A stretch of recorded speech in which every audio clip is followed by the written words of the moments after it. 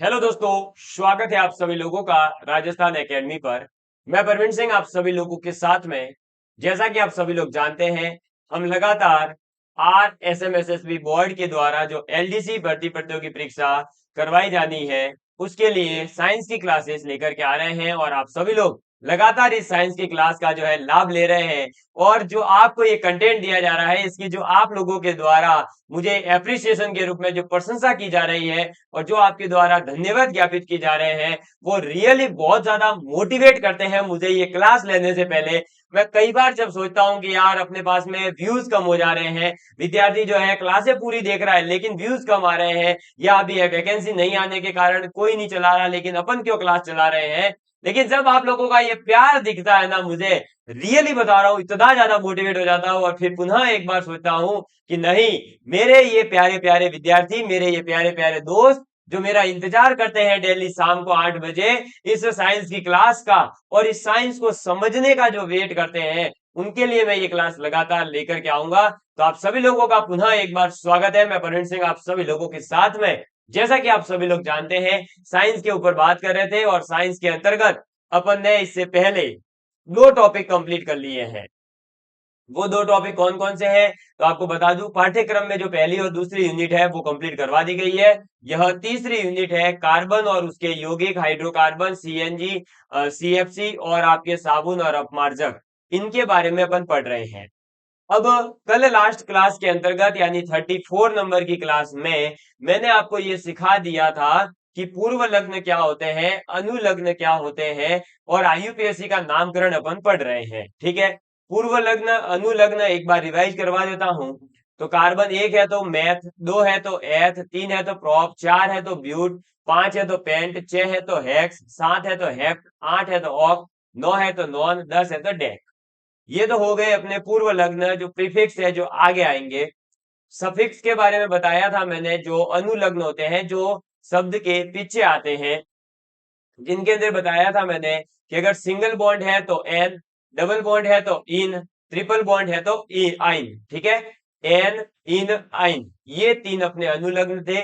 अब आज अपन particular alkene के नामकरण के जो नियम है उनके बारे में बात करेंगे। उसके बाद एल्कीन और एल्काइन के नामकरण की बात करेंगे। तो अब आप सभी लोग आज अपनी कॉपी में हेडिंग क्या डालेंगे, तो आप सभी लोग हेडिंग डालिएगा एल्केन का नामकरण। किसके बारे में बात करेंगे, एल्केन के नामकरण के बारे में बात करेंगे। तो चलिए जल्दी से सभी अपनी कॉपी में हेडिंग डालिएगा एल्केन का नामकरण।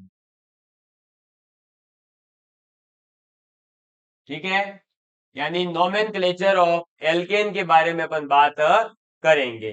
सर्वप्रथम इनके सामान्य सूत्र हमें याद होने चाहिए, क्योंकि इनके सामान्य सूत्र अक्सर एग्जाम में पूछे जाते हैं। ठीक, तो सबसे पहले इनके सामान्य सूत्र को लिखेंगे अपन।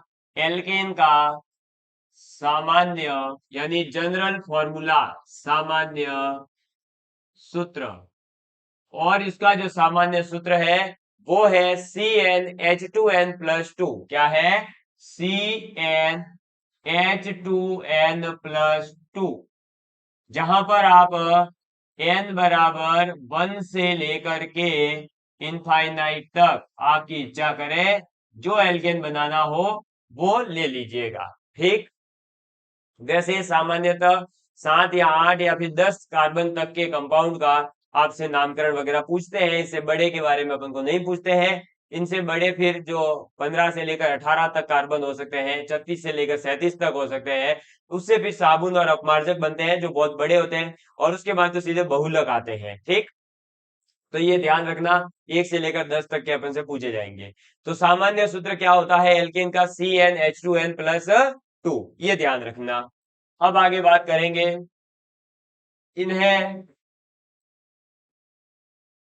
संतृप्त, सैचुरेटेड, संतृप्त यौगिक, या फिर आप कह सकते हैं कि इन्हें पैराफिन्स कहते हैं।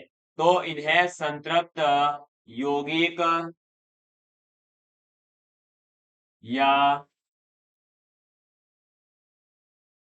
पैराफिन्स, पैराफिन्स कहते हैं। ठीक है, तो ये ध्यान रखना कि आपके संतृप्त हाइड्रोकार्बन या संतृप्त यौगिक कौन सा होगा, एल्केन वाला होगा।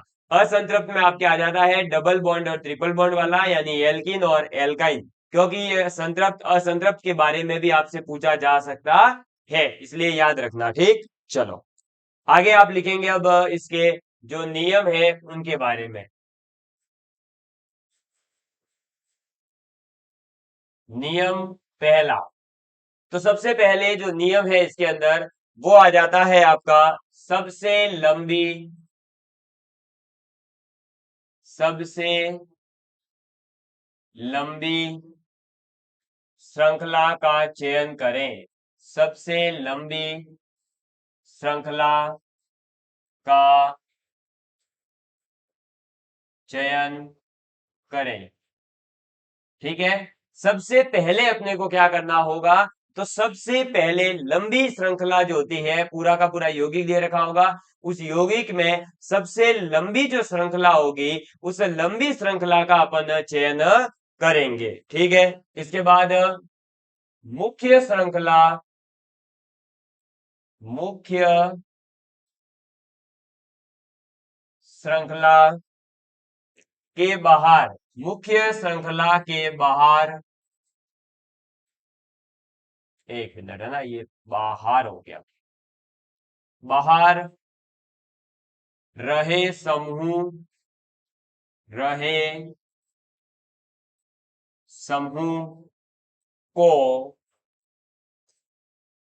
प्रतिस्थापी यानी सब्स्टिट्यूट, प्रतिस्थापी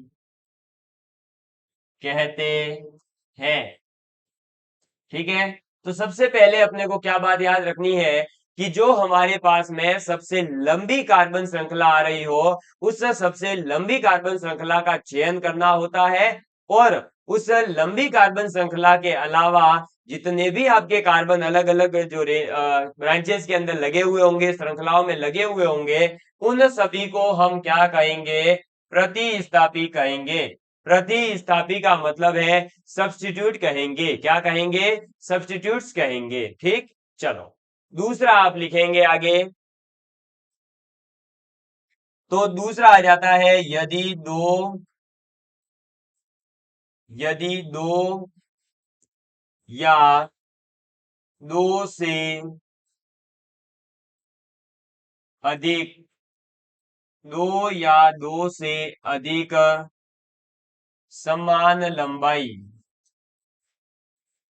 समान लंबाई की, लंबाई की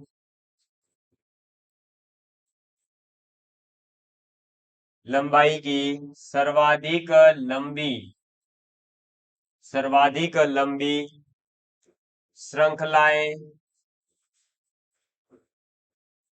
श्रृंखलाएं हो तो, श्रृंखलाएं हो तो अधिक प्रतिस्थापी। ठीक है, ये सब आपको एग्जाम्पल के थ्रू समझाया जाएगा। पहले क्या है कि हम एक बार इसकी थ्योरी जो है वो लिख लेंगे ना, तो हमें क्या होगा, जब मैं रूल अप्लाई कर रहा हूँ तो आपको बता सकूंगा कि देखो ये अपन ने लिखा है, ये अपन ने लिखा है, उससे आपको बेटर अंडरस्टैंडिंग बनेगी। और साइंस यही कहती है, आपको कैसे पढ़ना है वो आप जाने, लेकिन मैं जो पढ़ाता हूं मेरा यही तरीका रहता है, और मैं खुद भी ऐसे ही पढ़ता हूं कि पहले मैं उस सब्जेक्ट का या उस टॉपिक का पूरा ओवरव्यू लेता हूं कि आखिर इस सब्जेक्ट में आता क्या क्या है। जैसे मुझे पढ़ना था जब एल्केन का नामकरण, तो मैंने ऐसे ही पढ़ा था कि सबसे पहले एल्केन होते क्या है, तो मुझे पता चला कि एल्केन वो होते हैं जिसमें एक कार्बन है। फिर मैंने देखा कि एल्केन अब बहुत सारे हो गए, ये तो एक एक सिंगल बॉन्ड वाले, तो अब इतने सबको याद करने हैं क्या, नहीं। तो उसका एक सामान्य सूत्र हुआ करता था, वो मैंने याद कर लिया कि CnH2n+2 के फॉर्म में अगर कोई यौगिक है तो वह हमारा एल्केन होगा। अब फिर मुझे पता चला कि इनको संतृप्त यौगिक भी कहते हैं, पैराफिन्स भी कहते हैं, ये अन्य नाम वगैरह फैक्ट है, ये तो याद करने पड़ते हैं। फिर मैं इसके नियमों पे गया कि इसके नियम क्या क्या है आखिर। तो सबसे पहला नियम आया कि सबसे लंबी कार्बन श्रृंखला को चयनित करते हैं। तो अब जब भी मुझे एल्केन का नामकरण करना होगा, मैं क्या करूंगा, उसमें सबसे पहले लंबी कार्बन श्रृंखला देखूंगा, या मेरे पास में जब उदाहरण आएगा तो मैं ये चेक करूंगा कि क्या इसने सबसे कार्बन की लंबी श्रृंखला को चयनित किया या नहीं किया। समझ में आई बात? तो ऐसे मैं पहले थ्योरी पढ़ूंगा तभी तो रूल अप्लाई होकर पाऊंगा। तो ये लिखिएगा, अधिक प्रतिस्थापी युक्त श्रृंखला, युक्त श्रृंखला का चयन किया जाता है। ठीक है। अब ये दूसरा क्या नियम है, तो यदि आपके पास में क्या हो जाए कि दो सेम लेंथ की, समान लंबाई की कार्बन श्रृंखलाएं हो, ठीक है, और दोनों के पास में क्या है, कार्बन के जो अपने श्रृंखला ले रहे हैं ना, वो समान आ रही है, यानी कार्बन 5 इसमें भी और इसमें भी है। तो फिर ऐसे में अपन क्या करेंगे कि वह वाली कार्बन श्रृंखला चयनित करेंगे जिसमें अधिक प्रतिस्थापी आ रहे हो। समझ आई बात? जैसे पहली वाली अगर अपन चेन लेते हैं और एक प्रतिस्थापी बन रहा है, लेकिन वहीं पर अगर मैं दूसरे तरीके से किसी को चेन को लेता हूं और उसमें जो है प्रतिस्थापी मान लीजिए 2 या 3 बन रहे हो, तो फिर मैं जिसमें प्रतिस्थापी अधिक बनते हैं ना, ज्यादा प्रतिस्थापी वाली जो होगी उसका चयन करूंगा। मैं जो ये हाईलाइट कर रहा हूं पॉइंट, ये आप जरूर याद रखें। तो जब प्रतिस्थापी की बात आ जाए तो आपको ध्यान रखना है अधिक प्रतिस्थापी होंगे वो वाली श्रृंखला चयनित होगी। और प्रतिस्थापी होते क्या हैं, तो जो मुख्य श्रृंखला के अलावा बचे हुए होते हैं वो होते हैं आपके प्रतिस्थापी। तो ये था दूसरा नियम। आप सभी लोगों को समझ में आ गया होगा, मुझे उम्मीद है। आगे बढ़ते हैं। ये ठीक, चलो। अब आप लिखेंगे नंबर 3। कौन सा लिखेंगे? नंबर 3। नंबर 3 कहता है कि नाम लिखते समय, नाम लिखते समय, नाम लिखते समय प्रतिस्थापियों, प्रतिस्थापी मतलब वही हमारे सब्स्टिट्यूट्स, प्रतिस्थापियों का नाम, का नाम सबसे पहले, सबसे पहले किसका नाम लिखेंगे मतलब, तो सबसे पहले जो है प्रतिस्थापी का नाम लिखा जाता है। ठीक है, सबसे पहले किसका नाम लिखा जाएगा, प्रतिस्थापी का नाम लिखा जाता है। एवं, एवं उनके पूर्व लग्न, पूर्व लग्न का मतलब होता है आपका जो आगे आने वाले शब्द होते हैं ना, उनको कहा जाता है पूर्व लग्न। जैसे अपन हिंदी में उपसर्ग पढ़ते हैं, संस्कृत में उपसर्ग होते हैं ना, उन्हीं को केमिस्ट्री के अंदर पूर्व लग्न कहा जाता है। तो पूर्व लग्न का प्रयोग, प्रयोग करने, करते हुए, पूर्व लग्न का प्रयोग करते हुए अंग्रेजी, अंग्रेजी मतलब इंग्लिश, ठीक है, अंग्रेजी वर्णमाला, इंग्लिश वर्णमाला यानी अल्फाबेटिकल ऑर्डर, ये सब समझा दिया जाएगा। ठीक है, एक बार लिख लो, वर्णमाला के क्रम में लिखते हैं।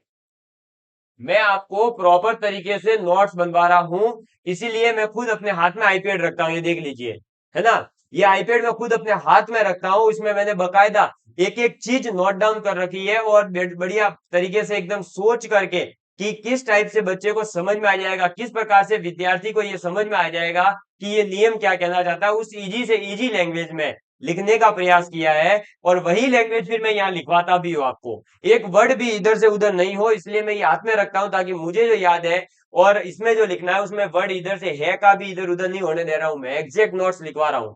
लिखते हैं। और चौथा आप लिखेंगे कि एक से अधिक एक से अधिक प्रतिस्थापी, एक से अधिक प्रतिस्थापी होने पर, एक से अधिक अगर प्रतिस्थापी है तो फिर हमें एक मैं जो सारणी बनवाऊंगा, इस सारणी का उपयोग करें, वो भी मैं बनवा रहा हूं, है ना। उपयोग करें।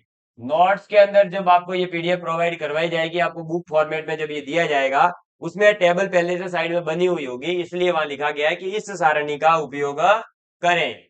अब देखिएगा आप, आपको जो टेबल बनानी है उसके अंदर आप क्या करेंगे, बढ़िया तरीके से ऐसे लाइन खींच लीजिए, है ना। आ जाएंगे वैसे तो सभी, ठीक, कम ही है, ज्यादा है नहीं। पूरा डिटेल में लिखवाया जा रहा है, लिखिएगा। प्रतिस्थापी की संख्या यानी नंबर ऑफ सब्स्टिट्यूट्स, प्रतिस्थापी है कितने वो संख्या, और उनके लिए जो प्रयुक्त होने वाला शब्द है, यानी एक से ज्यादा जब अपने पास में प्रतिस्थापी आ जाते हैं तो हम कौन सा शब्द लगाएंगे, वो भी यहां पर दे रखा है। ठीक, चलो अब आप लिखेंगे, अगर एक प्रतिस्थापी है, कितना, एक, अगर दो हो, अगर तीन हो, अगर चार हो, ठीक है। इसके बाद में अगर आपके पास में पांच, छ, सात, आठ, हालांकि इतने होते नहीं है पर मैं पूरे लिखवा रहा हूं, इतने नौ नौ दस दस आपके पास में नहीं आएंगे, है ना, डरना मत बिल्कुल भी। आपके पास में हाईएस्ट आ सकते हैं चार तक के, यानी ये वाली जो इधर लिखवा रहा हूँ वो ज्यादा याद होनी चाहिए, इधर वाली याद होगी नहीं होगी तब भी काम चल जाएगा। तो जैसे देखो, एक के लिए है मोनो, ठीक है, दो के लिए है डाई, तीन के लिए है ट्राई, चार के लिए है टेट्रा, आप पढ़ते हो ना, टेट्राहेड्रल, टेट्राक्लोरोकार्बन, तो टेट्राक्लोरोक्लोराइड, टेट्राक्लोराइड, टेट्राक्लोरोकार्बन कैसे आता है, तो ये सब जो है ना इधर से ही आते हैं, ठीक है, ये लिखिएगा। पेंट के लिए पेंटा,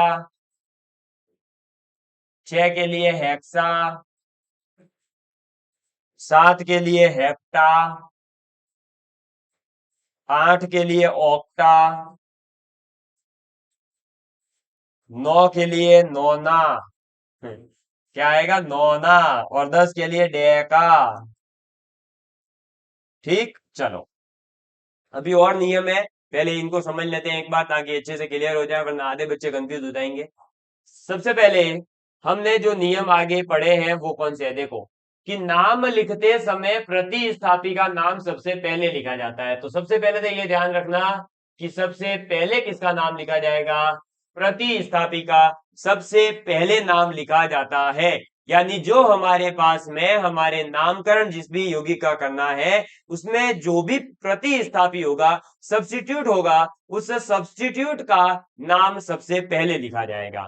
अब सब्स्टिट्यूट में भी हो सकता है कि एक से ज्यादा सब्स्टिट्यूट आ रहे हो, यानी तीन तीन चार चार प्रकार के अलग अलग सब्स्टिट्यूट आ रहे हो, तो ऐसे में कौन सा सब्स्टिट्यूट पहले लिखा जाएगा और कौन सा बाद में, वो आप देखिएगा। एवं उनके पूर्व लग्न का प्रयोग करते हुए अंग्रेजी वर्णमाला, इंग्लिश अल्फाबेटिकल ऑर्डर में लिखते हैं।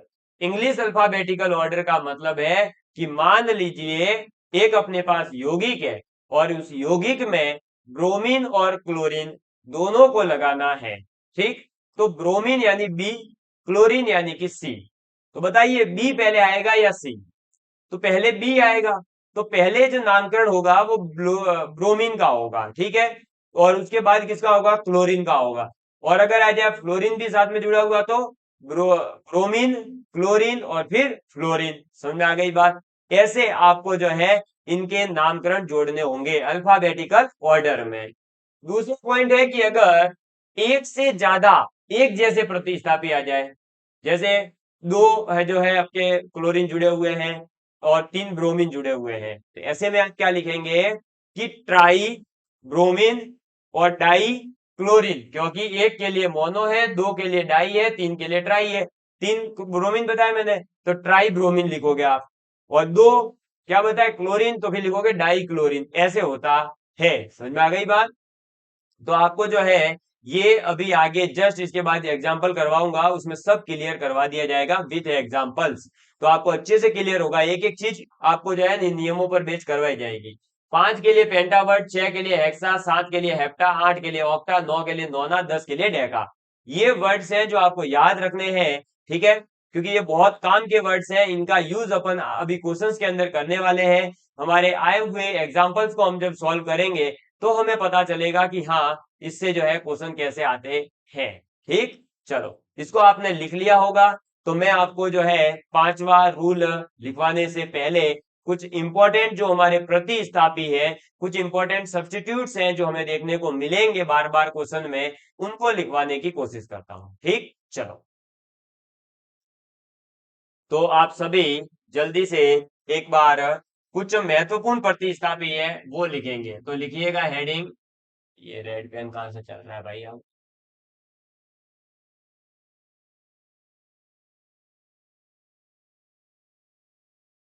तो हेडिंग डालेंगे महत्वपूर्ण प्रतिस्थापी।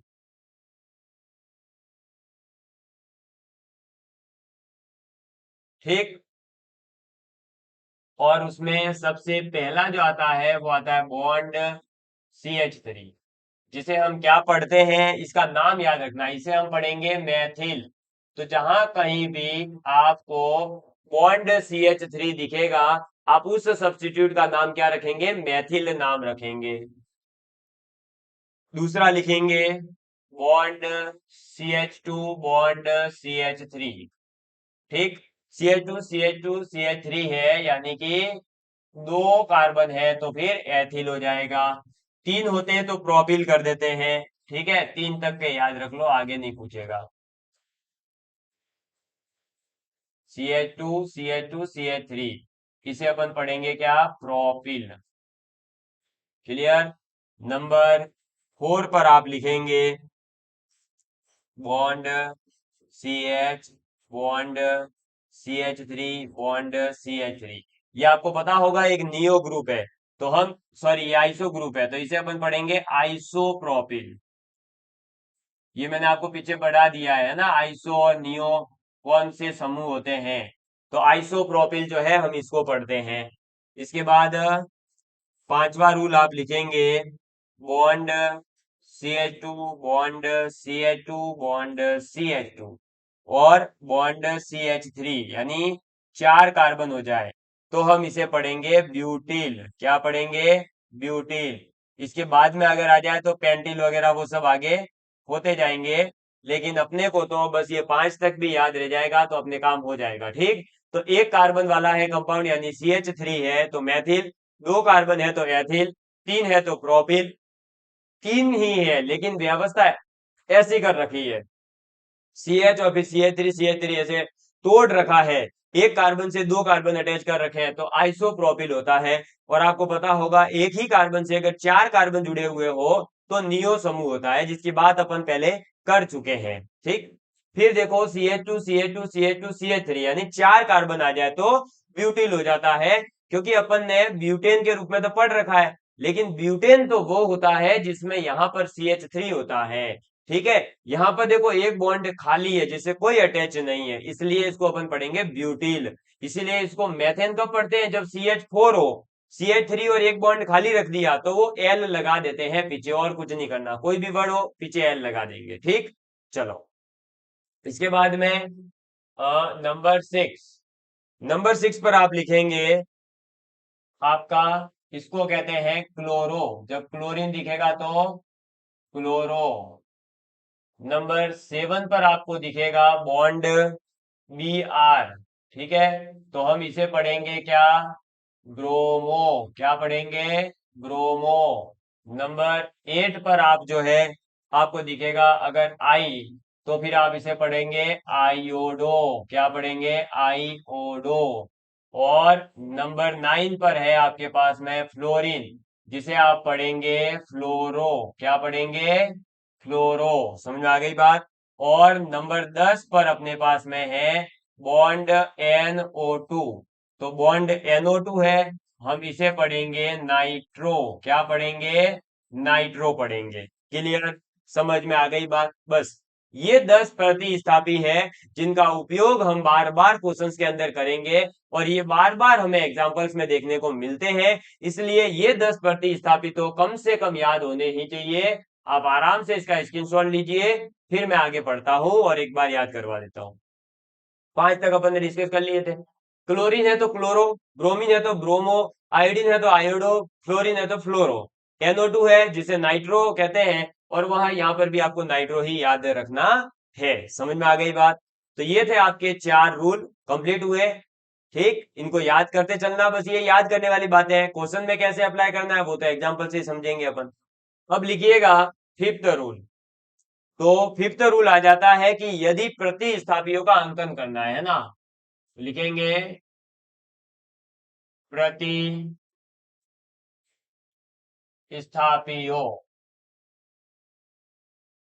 प्रतिस्थापी मतलब वही सब्स्टिट्यूट्स। सब्स्टिट्यूट्स का अंकन, सब्स्टिट्यूट्स का अंकन कैसे करते हैं?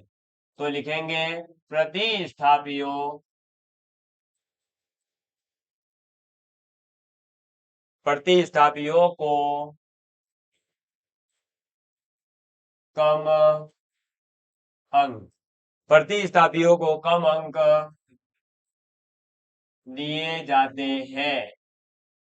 ठीक, हमेशा क्या ध्यान रखना है कि जो हमारे सब्स्टिट्यूट्स हैं, जब उनका नामकरण किया जाता है यौगिक में, तो हम कम नंबर, छोटा नंबर जो है किसको देंगे? प्रतिस्थापी को दिए जाते हैं। यदि दो प्रतिस्थापी, आगे लिखेंगे यदि दो प्रतिस्थापी, यदि दो प्रतिस्थापी को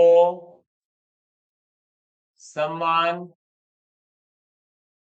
अंक यानी सेम नंबर आ रहा हो, सेम अंक, समान अंक मिल रहे हो तो, मिल रहे हो तो अंग्रेजी वर्णमाला, अंग्रेजी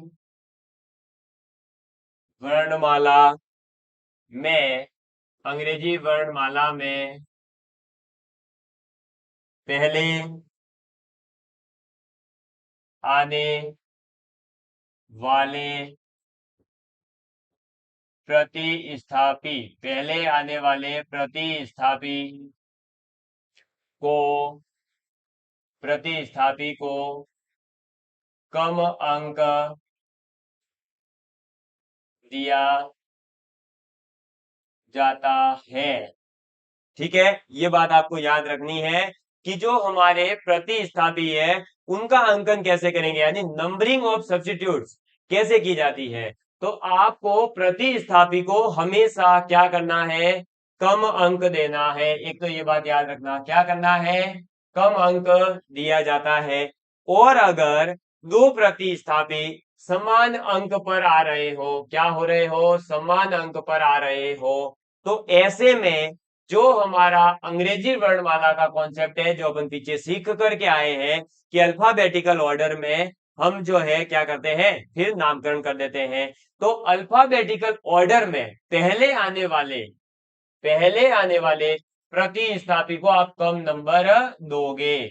इसका मतलब किसी यौगिक में मान लीजिए ब्रोमीन और क्लोरीन है, तो आप को पता है कि नाम में तो पहले आप लिखोगे ब्रोमीन, ठीक है, और फिर लिखोगे क्लोरीन। लेकिन जब हमें इसका अंकन करना है, इसको नंबर देना है कि कौन से नंबर पर किसको रखेंगे, तो ऐसे में आप अंग्रेजी वर्णमाला का कॉन्सेप्ट यूज करेंगे, और पहले कौन आता है? ब्रोमीन। तो ब्रोमीन को आप कम अंक देंगे। समझ में आ गई बात? तो नाम में पहले कौन आता है? अल्फाबेटिकल ऑर्डर में जो पहले आएगा भाई। और नामकरण जब अंकन कर रहे हैं, उसका नंबर दे रहे हैं, तो नंबर में भी कम नंबर उसी को मिलेगा जो अल्फाबेटिकल ऑर्डर में पहले आता है। मतलब दोनों ही बार प्रेफरेंस आप किसको दोगे? नाम लिखते समय भी और नंबरिंग करते समय भी दोनों ही बार आप जो अल्फाबेटिकल ऑर्डर में पहले आता है उसको ज्यादा प्रेफरेंस दोगे। क्लियर? और ये लास्ट आपका रूल है नंबर 6। तो लास्ट रूल लिखेंगे, नाम लिखते समय, बस अब अपन सीधा नाम लिख रहे हैं ना, तो नाम लिखते समय, नाम लिखते समय अंकों के मध्य, अंकों के मध्य कॉमा, अंकों के मध्य में तो कॉमा लगाते हैं और कॉमा होती कैसी है, ऐसी होती है, ठीक है। तो अंकों के मध्य कॉमा तथा अंक तथा अंक व नाम, अंक और कोई नाम है उनके मध्य, मध्य हाइफन, क्या? हाइफन। और ये हाइफन क्या होता है, जैसे एक लाइन जो खींची जाती है ना, ये मैं बहुत गहरी बना रहा हूं ताकि आपको दिखाई दे दे, तो ऐसी एक लाइन खींची जाएगी जिसे अपन हाइफन कहते हैं, वो उस हाइफन का प्रयोग करते हैं। ये याद रखना, ये बहुत काम की चीजें हैं, हाइफन का प्रयोग करते हैं। क्लियर? तो अब लास्ट रूल क्या है अपना, कि जब आप नाम लिख रहे हो यौगिक का, तो नाम लिखते समय हमें एक बात का ध्यान रखना है कि जो हमने अलग अलग अंक लाए हैं, मतलब अलग अलग अपने जो भी सब्स्टिट्यूट होगा, कोई प्रतिस्थापी होगा, कोई अपने पास में और भी यौगिक हो गए जिनका नामकरण करते समय अपन अंकन करेंगे कि ये पहले नंबर पर है, ये दूसरे नंबर पर है, डबल बॉन्ड, ट्रिपल बॉन्ड, ऐसे। तो जो अंकन किया जाता है नंबर का, तो नंबर नंबर के बीच जैसे लिखोगे आप ऐसे कि 2 3 ब्रोमीन, जैसे ये लिखना है ना, तो इसमें ध्यान रखना कि 2 और 3 के बीच में तो कॉमा लगाओगे, लेकिन 3 और ब्रोमीन के बीच में आप ऐसे एक लाइन खींचोगे, ठीक है। तो लाइन को अपन कहते हैं हाइफन। मैं इसको थोड़ा बड़ा लिखता हूं, वरना आधे बच्चे कहेंगे ऐसे दिखाई नहीं था। 2 3 और ये इधर ब्रोमीन। अब देखना, 2 और 3 के बीच में देखो मैंने क्या लगाया है, कॉमा। तो अंकों की जब बात हो रही हो, सपोज करो इसके आगे एक और होता तो 1,2,3 ऐसे लिखते, कॉमा लगा देते हैं। लेकिन जब इस संख्या और किसी नाम के बीच में क्या लगाएंगे, तब कॉमा लगाते हैं क्या? नहीं, तब आप ऐसे एक हाइफन लगाओगे, ठीक है। तो ये आपको ध्यान रखना है कि अंकों अंकों के मध्य में कॉमा लगती है, अंक और नाम के मध्य में हाइफन लगता है। और ये छोटा सा रूल इतना काम का है कि कई बार आपके 2 2 3 3 ऑप्शन ये केवल इस कॉमा और हाइफन की वजह से कट हो जाते हैं, तो बचता ही एक आधा ऑप्शन है, अपना आंसर वैसे ही आ जाता है। नामकरण के रूल पता हो नहीं पता हो कोई फर्क नहीं पड़ता, पर ये सब पता होने चाहिए। ऐसा नहीं कि बस एक रूल याद करके चले गए, एग्जामिनर ने चारों ही क्वेश्चन, चारों ही ऑप्शन ऐसे दे दिए जिसमें लग रहा हो रूल, तो फिर क्या करोगे, हैं? तो फंस जाओगे ना। अरे फंसनी, फंसना थोड़ी है। इसीलिए तो कहा जाता है कि वो मंजिलें भी सर झुका देगी, वो मंजिलें भी सर झुका देगी, जब दमदार तेरी तैयारी होगी, जब दमदार तेरी तैयारी होगी। मुट्ठी में होगा मुकद्दर, मुट्ठी में होगा मुकद्दर, जब किताबों संग तेरी यारी होगी, जब किताबों संग तेरी यारी होगी। तो जब आपकी किताबों के संग यारी हो जाएगी, अरे यार दोस्त केवल और केवल किताबें जब बनकर रह जाएगी, तब तू निश्चित रूप से सफल हो जाएगा। ये बात मैं नहीं, ये बात वर्षों से कही जा रही है और हमारे महान महान जितने शिक्षक हुए उन सभी ने कही है। चाहे वो फिर जो है डॉक्टर सर्वपल्ली राधाकृष्णन जी हुए हो, या भारत के महान वैज्ञानिक doctor APJ Abdul Kalam sir हुए हो, सबने एक ही बात कही है कि सफलता का एक ही मूल मंत्र है, सफलता की एक ही ट्रिक है, सफलता का एक ही तरीका है, और वह है मेहनत, मेहनत और मेहनत। बस वह जारी रखिए, सफलता मिलना निश्चित है। कोई आपको नहीं रोक सकता एलडीसी बनने से। अगर आप लोग जब तक एलडीसी की भर्ती नहीं आती है, लगातार इस लेवल का कंटेंट कंटेंट भी पढ़ना पड़ता है, केवल मेहनत करने से कुछ नहीं होता है। मेहनत के साथ में हमारे पास में बेस्ट कंटेंट होना जरूरी है, बेस्ट स्ट्रेटजी होना जरूरी है, ठीक है। पीवाईक्यू का एनालिसिस करना भी हमारे लिए बहुत ज्यादा जरूरी होता है। तो आज दोस्तों मैं क्लास को जो है यहीं तक रखूंगा।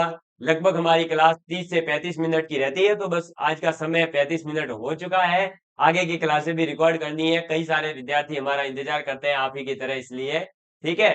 तो अब जो है अपन मिलेंगे अगली क्लास में, और आपको ये सभी के सभी रूल रट्टा मार करके आने हैं। रट्टा मार करके बोले तो घोल करके पी कर आना।